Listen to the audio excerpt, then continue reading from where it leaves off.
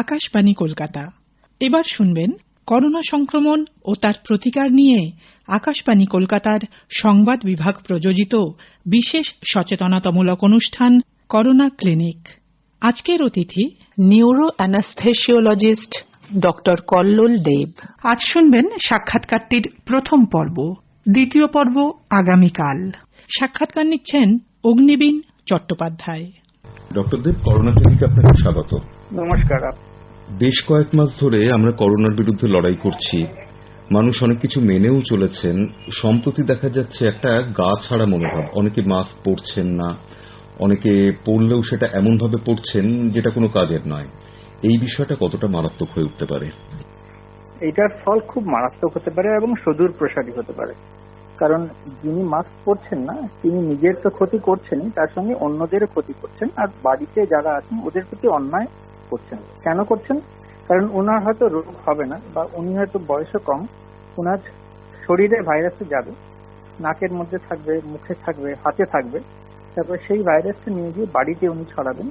তারপরে সেখানে যারা বয়োজ্যেষ্ঠ আছেন বা যারা অন্য কোনো রোগে ভুগছেন তারা অসুস্থ হবেন, হাসপাতালে ভর্তি হবেন। সুতরাং ওরা সত্যিই খুব অন্যায় করছেন এবং ওটার ফল খুব মারাত্মক।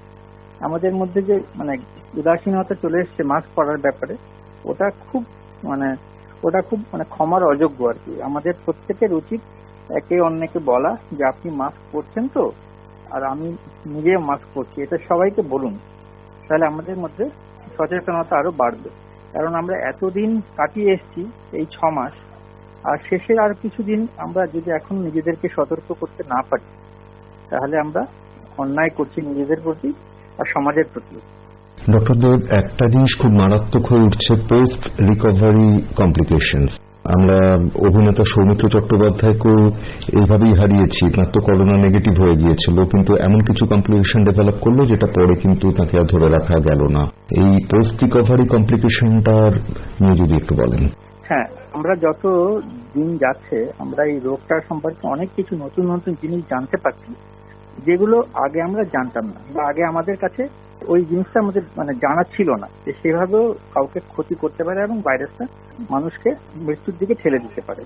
এখন যেরকম দেখা যাচ্ছে যে শুধু রোগটা শুরু হয়েছিল জ্বর আর নিউমোনিয়া নিয়ে, সেটা শুধু জ্বর আর নিউমোনিয়াতেই থেমে থাকছে না, তার থেকেও আরো অনেক কিছু। আমাদের এমন কোনো সিস্টেম নেই, এমন কোনো যন্ত্র নেই যেগুলোতে উনি ভাইরাসটা ড্যামেজ করতে পারে না। আমাদের ব্রেন, হার্ট, লাংস, কিডনি সমস্ত কিছু ড্যামেজ করে দিতে পারে। সৌমিত্র বাবুর ক্ষেত্রে উনি দেখুন, উনি কিন্তু সুস্থ হয়ে গেছিলেন, সুস্থ উনি কোভিড থেকে নিজেকে রিকভার করে নিয়েছিলেন, কোভিড নেগেটিভ হয়ে গেছিলেন, কিন্তু উনি কিন্তু সংজ্ঞা ফিরে পাননি। কেন? কারণ ওনার ব্রেনটা এফেক্টেড হয়ে গেছিল করোনা ভাইরাসের জন্য। সেটাকে আমরা বলি ডাক্তারি পরিভাষায় লিউকোএনকেফালোপ্যাথি।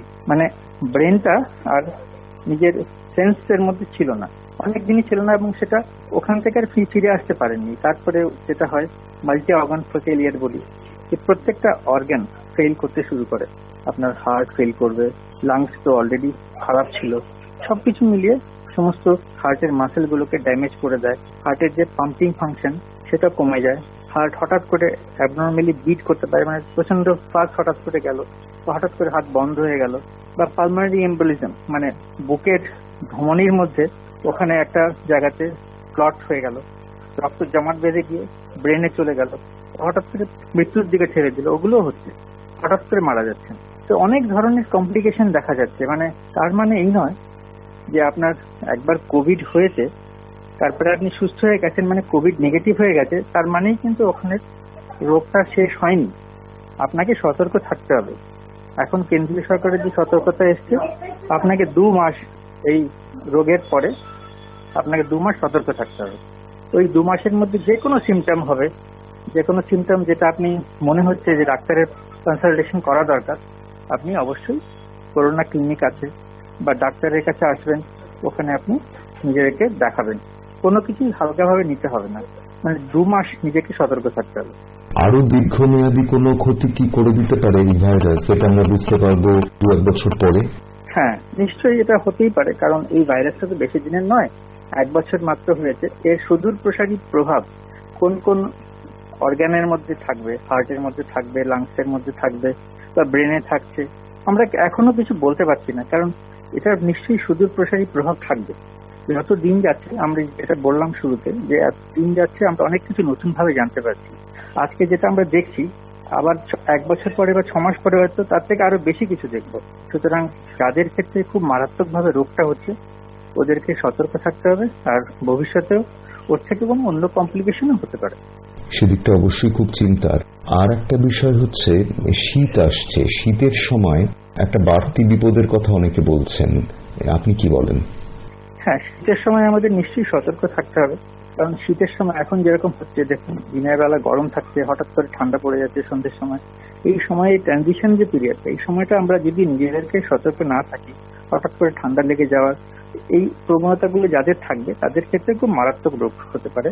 যেমন ধরুন যাদের অ্যাজমা আছে বা নর্মাল যারা সাধারণ লোক, তারাও দেখবেন হঠাৎ করে এই সময়টাতে সর্দি, কাশি, হাঁচি, হ্যাঁ, সমস্ত জিনিস এগুলো হচ্ছে।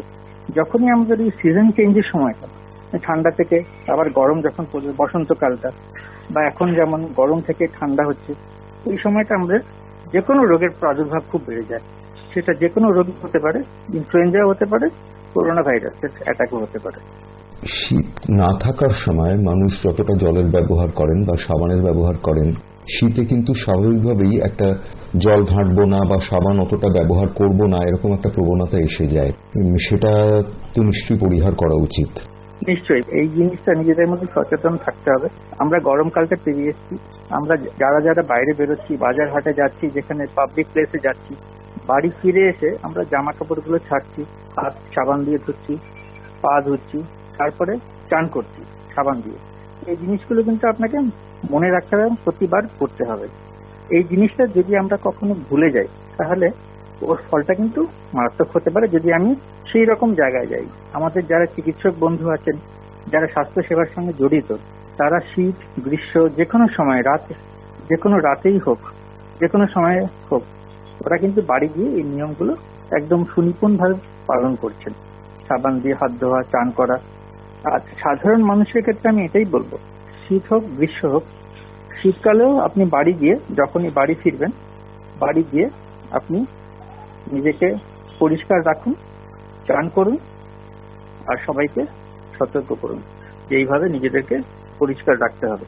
কারণ আমরা যদি বাইরের জামা কাপড় পরে ভেতরে ঢুকি, ভেতরে সবার সঙ্গে মিশি, সেটা করলে কখনোই আমরা পরিষ্কার নিজেদেরকে রাখতে পারবো না। আর যে কোনো করোনা ভাইরাস কেন, অন্য যে কোনো ইনফেকশন আমাদের হতে পারে। তো এই জিনিসগুলো আমাদের মাথায় রাখতে হবে। এটা শীত হোক, গরমকাল হোক, আমাদের এই সময় অনেক বেশি সতর্ক থাকতে হবে। আচ্ছা ডক্টর দেব, এই সময়টা মানে উৎসবের মরশুম শেষ হলো, ট্রেন চলতে শুরু করেছে, এর প্রভাবটা কি ইতিমধ্যে পড়েছে সংক্রমণের লেখচিত্রের উপর? আপনার কি মনে হয়? এর সংক্রমণের উপরে এর প্রভাব খুব একটা পড়েনি, সেটা তো আমরা দেখতেই পাচ্ছি। তার জন্য নিশ্চয়ই মানুষের সচেতনতা কিছুটা আছে, সেটা আমাদের মানতেই হবে। মহামান্য কোর্টের অর্ডার ছিল, আমরা সেটা মান্য করেছি। সরকার শক্ত হাতে এগুলো ইমপ্লিমেন্ট করেছেন। সুতরাং আমরা নিজেদের মধ্যে সচেতনতার জন্য পুজোর সময় আমরা দেখেছি যে সতর্কতা ছিল, সেটা এখনো বাড়েনি। কিন্তু এখন যে সময়টা এসছে, আমরা দেখতে পাচ্ছি আমাদের দেশের অনেকগুলো রাজ্য, 4-5টা রাজ্যে, যেটাকে আমরা বলছি সেকেন্ড ওয়েভ চলছে। যেখানে কেরালাতে হয়েছে, গুজরাট, সমস্ত জায়গাতে ওদের পেশেন্ট লোড আবার বেড়ে গেছে।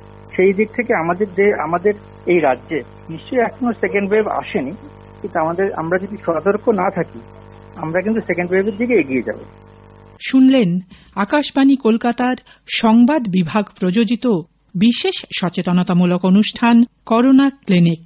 আজকের অতিথি ছিলেন নিউরো অ্যানাস্থেসিওলজিস্ট ডক্টর কল্লোল দেব। শুনলেন সাক্ষাৎকারটির প্রথম পর্ব। দ্বিতীয় পর্ব শুনবেন আগামীকাল। সাক্ষাৎকারটি নিলেন অগ্নিবীণ চট্টোপাধ্যায়। অনুষ্ঠানটি শুনতে লগ অন করুন আমাদের ফেসবুক পেজ আকাশবাণী সংবাদ কলকাতায়।